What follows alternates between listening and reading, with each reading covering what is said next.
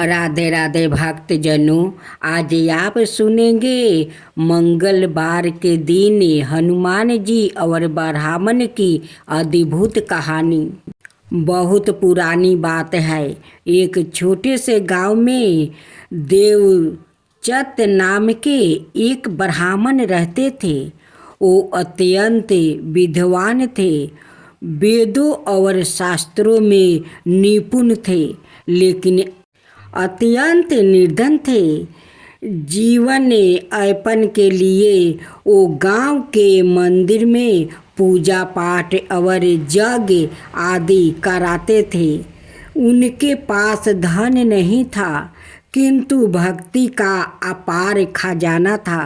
वो भगवान हनुमान के अनाए भक्त थे और नृत्य उनकी आराधना किया करते थे। ब्राह्मण की निर्धनता इतनी अधिक थी कि कभी कभी उनके परिवार को भूखे ही सोना पड़ता था। उनकी पत्नी और बच्चे इस स्थिति से बहुत दुखी थे। एक दिन उनकी पत्नी ने कहा, हे स्वामी, आप प्रतिदिन हनुमान जी की भक्ति करते हैं, लेकिन फिर भी हमारी दशा खराब है। यदि आपकी भक्ति इतनी सच्ची है तो हनुमान जी क्यों नहीं हमारी सहायता करते हैं। ब्राह्मण को यह सुनकर दुख हुआ। उन्होंने सोचा, क्या सच में मेरी भक्ति में कोई कमी है? क्या हनुमान जी मेरी प्रार्थना नहीं सुनते हैं? परंतु अगले ही क्षण उन्होंने सोचा कि भगवान अपने भक्तों की प्रतीक्षा लेते हैं और उन्होंने अपनी भक्ति में और अधिक शक्ति ले आई। एक दिन ब्राह्मण गहरे ध्यान में थे, तभी उन्हें ध्यान आस्था में एक दिव्या वाणी सुनाई दी। हे प्रभु, कल प्रातः काल एक साधु तुमसे मिलने आएंगे, उनकी बात ध्यान पूर्वक सुनना। ब्राह्मण इस सपने को देखकर अचंभित हो गया। अगली सुबह वो मंदिर के बाहर बैठे थे, तभी एक बूढ़ा सन्यासी वहाँ आया। उनके बाल और दाढ़ी सफ़ेद थे और उनकी आंखें में अद्भुत तेज था। साधु ने ब्राह्मण से कहा, बस्त, मैं जानता हूँ कि तुम हनुमान जी के परम भक्त हो। क्या तुम सच में उनकी कृपा प्राप्ति करना चाहते हो?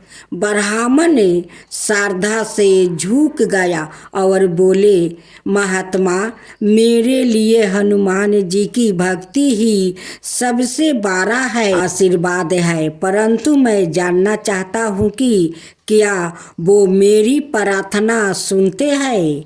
साधु मुस्कुराए और बोले, कल प्रातः सूर्योदय से पहले नदी के किनारे जाओ और वहाँ प्रतीक्षा करो।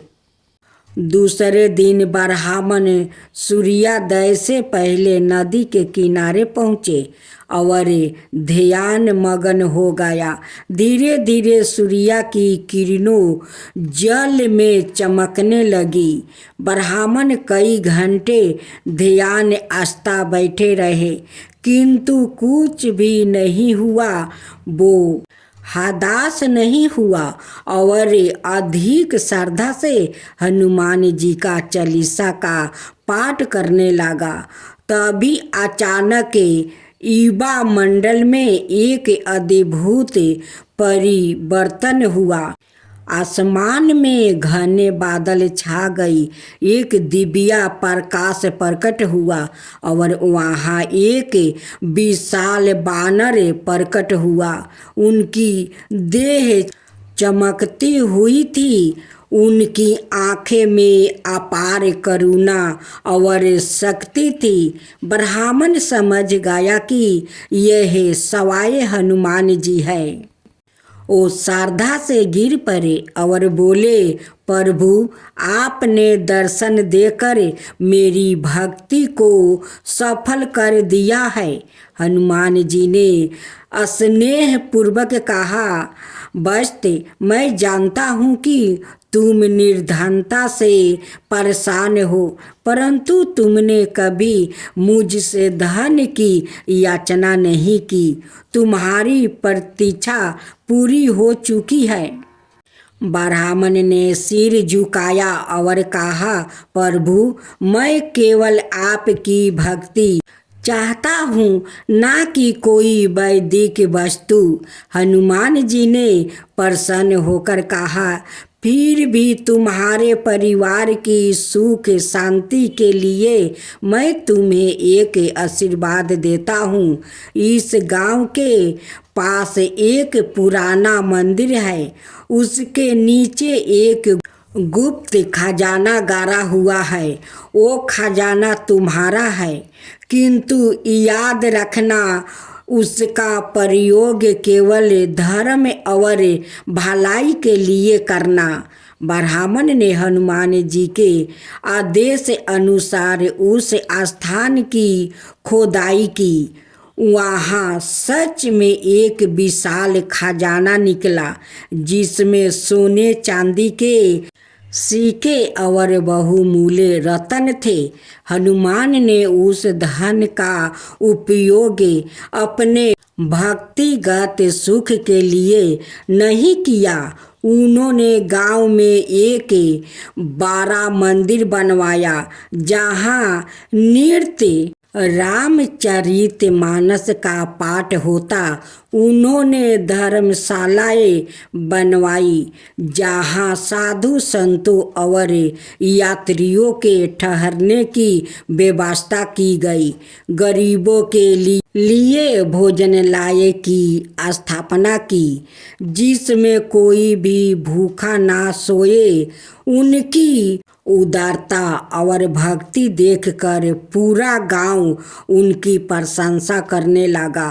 कुछ लोगों ने उनसे पूछा, आपके पास इतना धन आया, लेकिन आपने उसे अपने लिए नहीं रखा। ब्राह्मण ने उत्तर दिया, यह धन मेरा नहीं था, यह प्रभु हनुमान जी की कृपा थी। मैं केवल उसका संरक्षक हूँ। इसे लोक के कल्याण में लगाना ही मेरा धर्म था। हनुमान जी का अंतिम वरदान था। हनुमान जी यह सब देखकर अत्यंत प्रसन्न हुए। एक रात हनुमान के सपने में आए और बोले, बस्ते तुमने धन को लोभ से नहीं बल्कि धर्म के लिए उपयोग किया है, इसलिए मैं तुम्हें एक और वरदान देता हूँ। तुम्हारा परिवार कभी भी अन्न धन से वंचित नहीं रहेगा, और जब तक यह संसार रहेगा लोग तुम्हारे पुण्य कर्मों को याद रखेंगे। ब्राह्मण ने श्रद्धा से हनुमान जी को प्रणाम किया। उनके जीवन की सभी कठिनाइयाँ समाप्त हो गई। राधे राधे भक्त जनों, आज आप सुनेंगे चैत्र मास की रामनवमी पर श्री राम लक्ष्मण सीता मैया की कहानी। रावण के रथ पर बेबस और भयभीत सीता हाय राम हाय लक्ष्मण कहते हुए करुणा सवार में विलाप करती जा रही थी। गिरधराज जटाहू के कानों में सीता जी की अर्थ कंदन न के सवर पड़ा। उसने तत्काल रघुकुल सीता श्री राम की पत्नी का सवार पहचान लिया। उसे समझते देर नहीं लगी कि सीता जी भयंकर विपत्ति में है। क्षण मात्रा से उसने अपने कर्तव्य का निश्चय किया और बाहु वेग से रावण की ओर उड़ चला। उसने देखा कि रावण के रथ पर सीता जी बुरी तरह छटपटा रही है। उनकी अवस्था उस समय मलेच्छ के बस में पड़ी कपिला गाय जैसी है।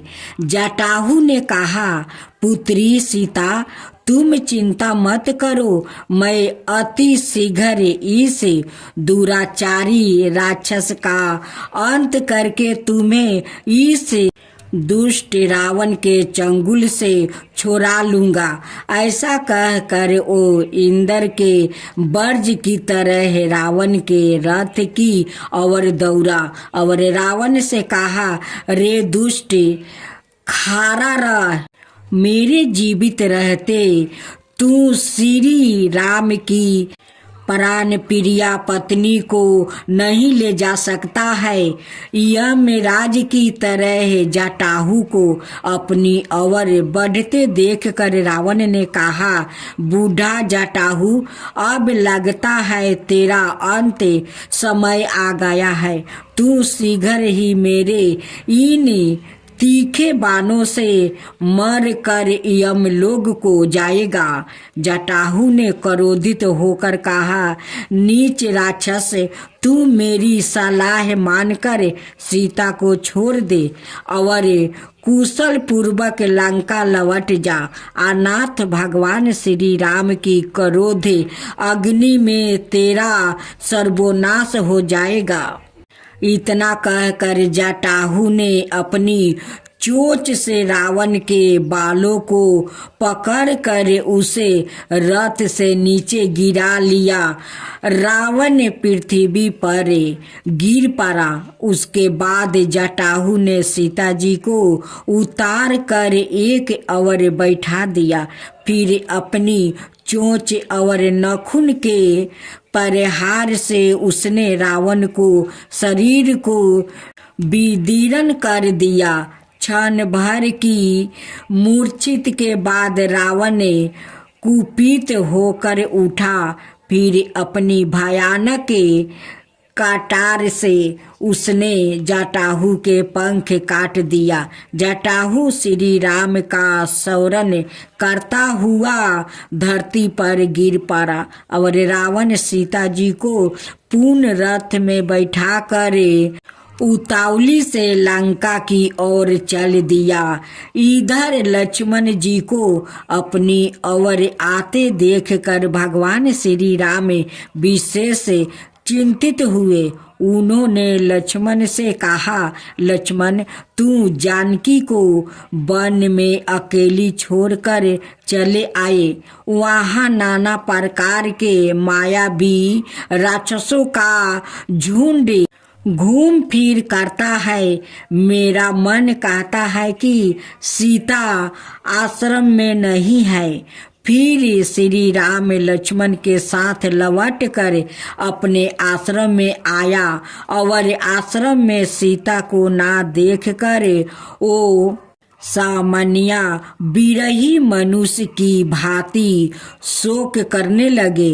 वो वन की दिरिम लताओं से सीता का पता पूछते हुए इधर उधर उनकी खोज करने लगे। आगे मार्ग में गिरधराज जटाहु मिला। वो भगवान श्री राम के चरणों की रेखाओं स्मरण कर रहा था। रक्त से डूबा हुआ जटाहु मात्रा श्री राम के दर्शन के लिए ही अपने प्राणों को रोक रखा था। भगवान श्री राम ने उसके पास पहुंचकर अपने करक मल से उसके सिर का स्मरण किया। श्री राम के दर्शन मात्रा से उसकी सारी पीड़ा जाती रही। धीरज धारण कर जटाहु ने श्री राम से कहा, हे नाथ, लंकापति रावण ने मेरी यह दासा की है।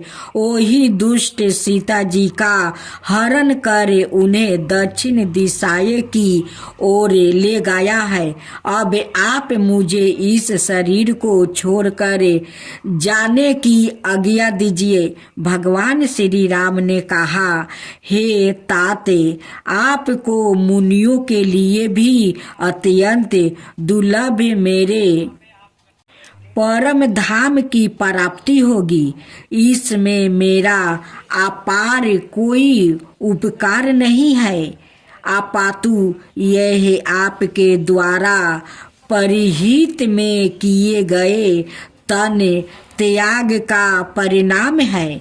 फिर सबके देखते देखते जटाहु चतुर्भुज रूप धारण कर और भगवान की स्तुति करके परम धाम को चले गए।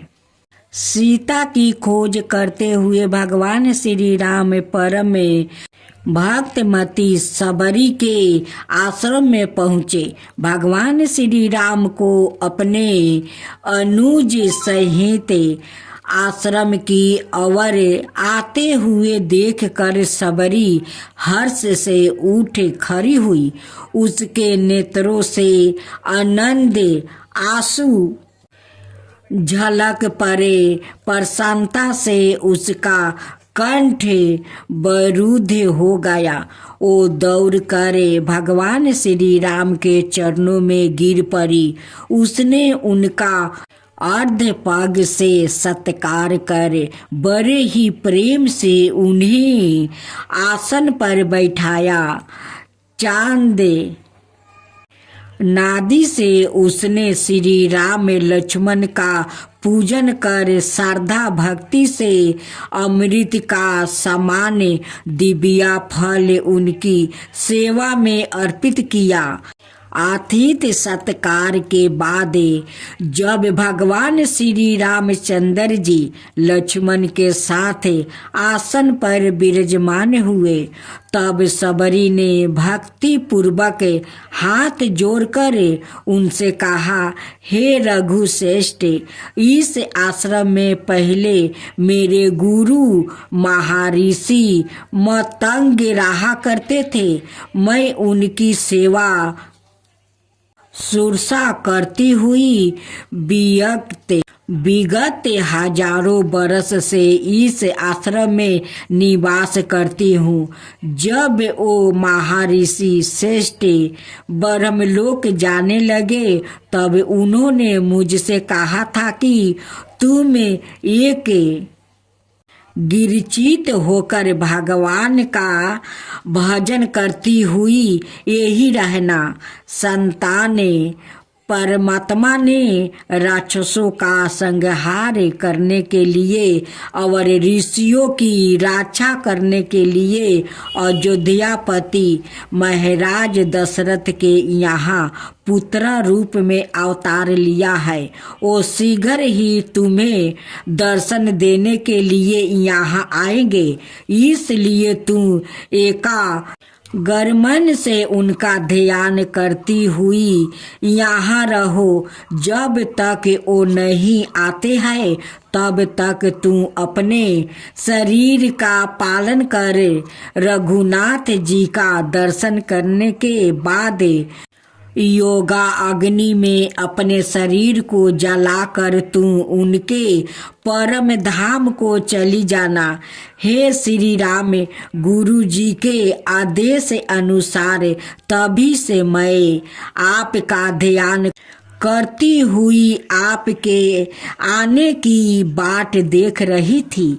आज गुरुदेव का वो वचन सफल हो गया। हे अधमो द्वारक राम, मैं नीच कुलों में उत्पन्न एक अत्यंत ही बूढ़े और गवार नारी हूँ। मैं तो आपके दासानुदासों की भी दासी होने की अधिकारिणी नहीं हूँ। फिर भी आपने अपना दर्शन देकर मुझे कीर्तर्थ कर दिया। आप मन या वाणी के विषय नहीं है। आपकी किस प्रकार स्तुति करूं, यह मेरी समझ के बाहर है। हे दया सिंधु, आप अपनी कृपालुता से ही मुझ पर प्रसन्न होइए। भगवान श्री राम ने कहा, हे भामिनी स्त्री, पुरुष नाम जाति और आश्रय या कोई भी मेरी कृपा के कारण नहीं है। उसका कारण तो मात्रा मेरी भक्ति है, क्योंकि मैं अपने भक्तों के ही बस में हूँ। जो मेरी भक्ति से विमुख है वो ज्ञान दान तप वेदा ध्यान अथवा किसी भी कर्म से मेरा दर्शन नहीं प्राप्ति कर सकते हैं। इसलिए मैं तुम्हारे पास आया हूँ। मेरे इस दर्शन से तुम्हारी मुक्ति हो जाएगी। हम में कोई भी संदेह नहीं है। यदि तुम्हें कुछ पता हो तो मेरी प्राण प्रिया सीता के विषय में मुझे बताओ। सबरी ने कहा, हे दयामय, आप सब कुछ जानते हैं, फिर भी यदि आप मुझसे पूछते हैं तो सुने। सीता जी को लंकापति रावण हार कर ले गया है और वो इस समय लंका में है। यहाँ से थोड़ी ही दूरी पर पंपा नाम प्रसिद्ध सरोवर है। वहाँ पर वानर राज सुग्रीव में अपने भाई बलि के भय से भयभीत होकर निवास करते हैं। आप उन्हें अपना मित्र बना ले। वो सीता की खोज में आपके सहायक बनेंगे। हे राम, आप थोड़ी देर ठहरे। मैं आपके सामने ही योग्य अग्नि में अपने शरीर को भस्म करके आपके परम धाम में जाना चाहती हूँ। इस प्रकार सबके देखते ही देखते सबरी श्री राम के परम पद में लीन हो गई। भगवान श्री राम लक्ष्मण के साथ धीरे धीरे पापासर के तट पर आए। ऋषि मुख पर्वत की शिखर लाओ से अवध उस सरोवर को देखकर श्री राम को विशेष विस्मय हुआ। उस सरोवर में अनेकों प्रकार के पंछी कलरव कर रहे थे। उसमें अगाध जल भरा हुआ था और उसका विस्तार 1 कोस का था। नाना प्रकार के फलदार वृक्षों से घेरा हुआ उसका जल अत्यंत स्वच्छ था। वहाँ पर भगवान श्री राम ने अचमन करके उस सरोवर का शीतल और संयमहारी जल पिया। फिर वो उसके किनारे किनारे छाया युक्त मार्ग से चलने लगा। उसी समय सुग्रीव की दृष्टि श्री राम लक्ष्मण पर पड़ी। वो भयभीत होकर हनुमान जी से बोले, मित्रा देखो, 2 पुरुष सिंह पापासर के किनारे किनारे हमारी ही ओर आ रहे हैं। तुम ब्रह्मचारी के भेष में वहाँ जाकर उनके विषय में पता करो और उनके आने का अभिप्राय करो। यदि तुम्हें उनका मन दूषित जान पड़े और वो बालिक भेजने से यहाँ आ रहे हो तो मुझे संकेत कर देना, मैं इस स्थान को छोड़कर कहीं और चला जाऊंगा। सुग्रीव के आदेश से श्री हनुमान जी ब्रह्मचारी भेष में श्री राम के पास गया और बड़ी ही नम्रता से प्रणाम करके बोले, हे पुरुष सिंह, आप दोनों कौन है? आपको देखने से ऐसा लगता है कि स्वयं गौरी शरीरधारी आप दोनों क्षत्रिय है। वीरता आपके व्याकृति का आभूषण है।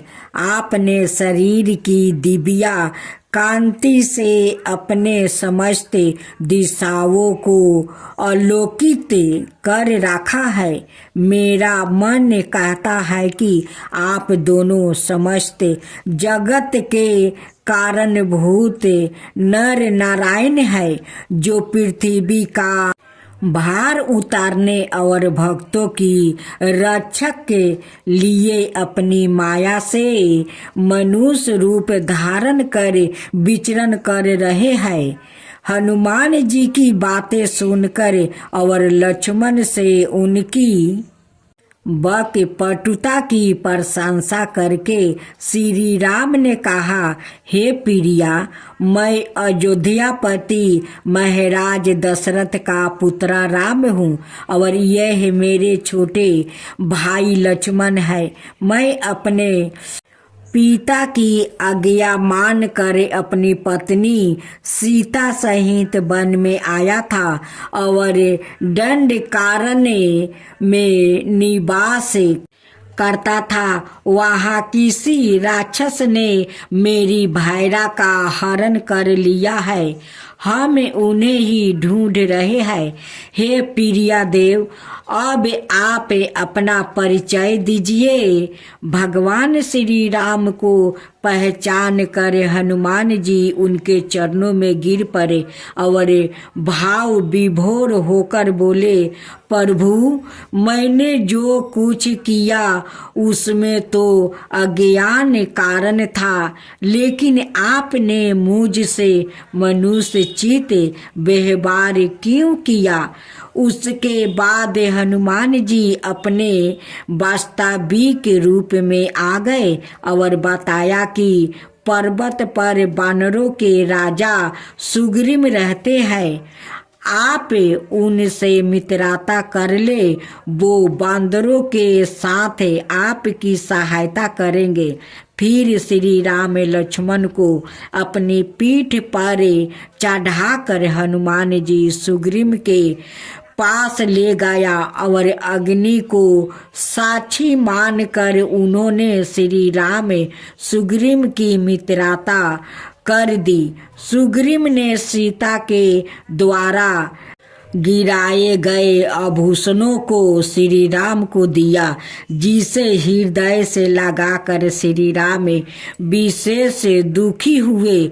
सुग्रीव ने उन्हें सांत्वना दी और सीता जी की खोज के अतिरिक्त युद्ध में भी उनको सहयोग करने का वचन दिया। श्री राम ने भी बलि का वध करके सुग्रीव को भय मुक्त करने का आश्वासन दिया। सुग्रीव ने कहा, हे प्रभु, बलि संपूर्ण योद्धाओं में श्रेष्ठ है।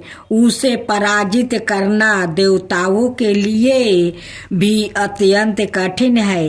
ऋषि मतंग के शराप से वो इस पर्वत पर नहीं आता है।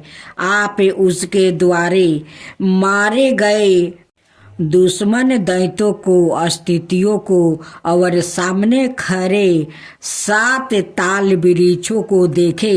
यदि आप इन स्थितियों को फेंक सके और एक ही लक्ष्य में ताल वृक्ष का भेदन कर सके, तभी आप बलि का वध कर सकेंगे। श्री राम ने अपने पैर के अंगूठे की जरा सी ठोकर से उन स्थितियों को 10 योजन दूर फेंक दिया और एक ही लक्ष्य में ताल वृक्ष का भेदन कर दिया। भगवान श्री राम के अतुलित बल को देखकर सुग्रीव के मन में उनके प्रति विश्वास दृढ़ हो गया और प्रीति और बढ़ गई। भगवान श्री राम ने सुग्रीव से कहा, मित्र, तुम अभी जाकर बलि को युद्ध के लिए ललकारो। मैं उसे एक ही बाण से यमलोक भेजकर तुम्हें किसी कंधा के राजपद पर अभिषेक कर दूंगा।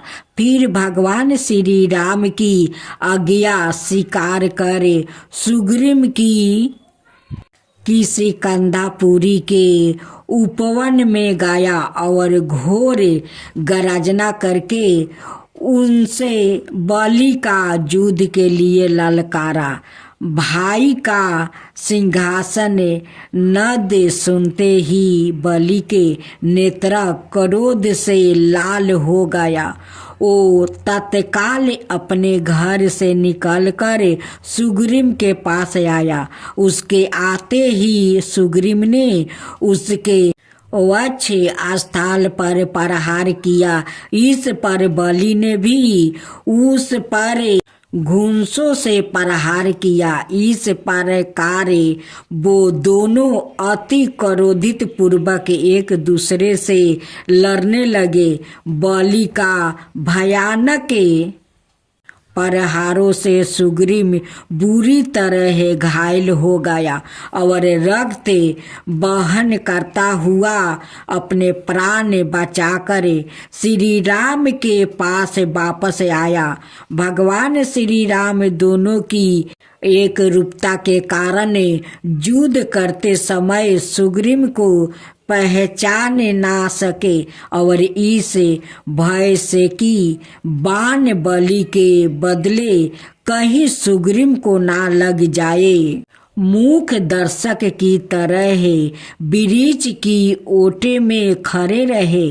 सुग्रीव में भय तूरे होकर श्री राम के पास आया और शिकायत भरे सवार में बोला, हे प्रभु, क्या आप इसे वार्ता रूपी शत्रु से मुझे मरवाना चाहते हैं? बलि मुझे मरता रहा और आप खड़े होकर केवल मुख दर्शक बने रहे।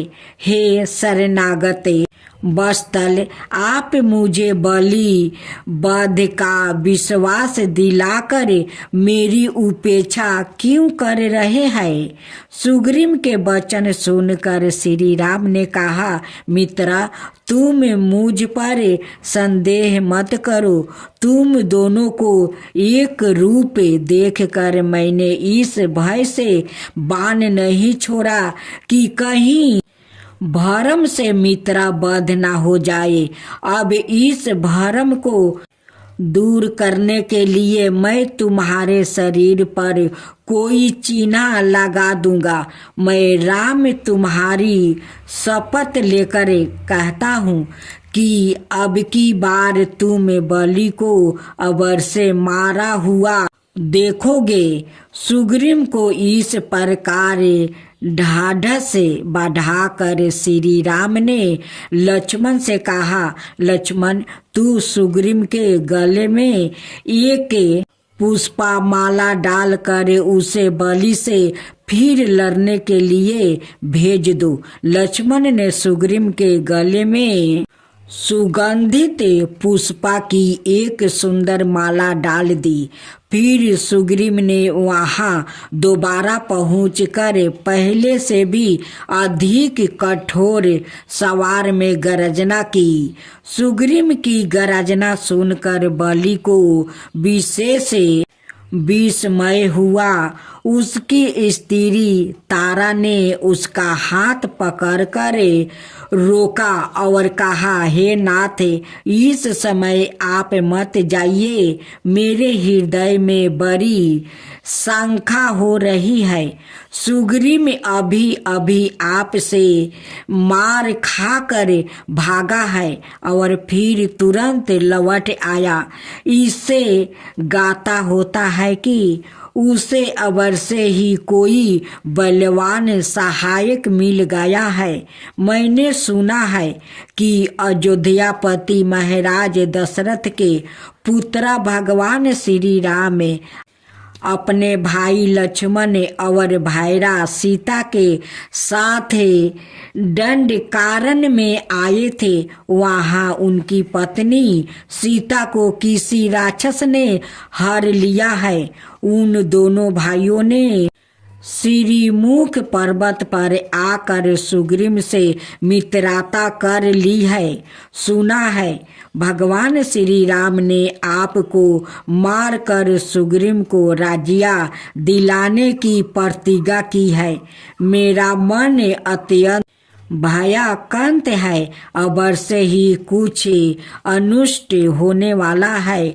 इसलिए आप सुग्रीव से बैर छोड़कर भगवान श्री राम की शरण गति स्वीकार करे। बलि ने कहा, हे प्रिया, श्री राम में समदर्शी है, यदि वो मुझे मारते भी है तो मेरी सौभाग्य होगी।